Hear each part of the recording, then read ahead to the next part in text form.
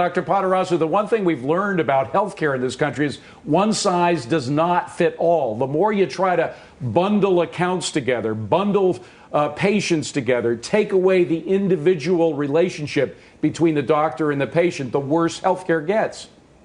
No question about it. David, I don't know if you remember that episode of I Love Lucy where she works in the chocolate factory. Oh, yeah. The chocolates come down the path, eventually with all and she stuffs her mouth.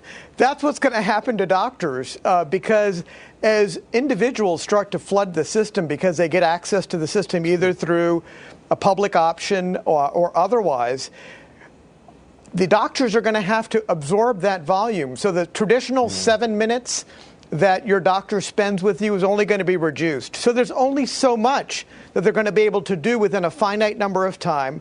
Going to have to take care of more number of people, probably get paid less, as Dr. Siegel has said. And so ultimately the quality of care is compromised for sure. And it's not cookbook.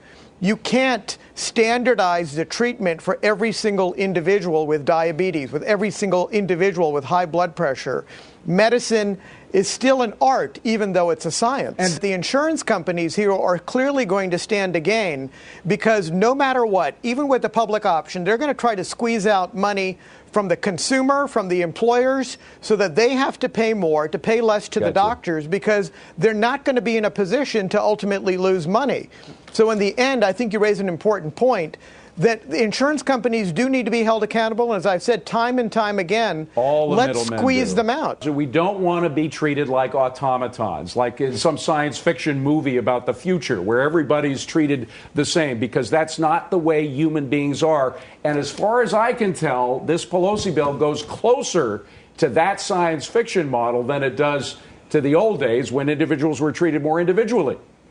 Well, you know, and part of that starts from the fact that some researchers, and if you look at the work done at Dartmouth and others, have said that there are certain things that if you do repetitively, such as washing your hands before you actually examine a patient or before you actually go into the operating room, have a significant impact in terms of lowering the risk of infection.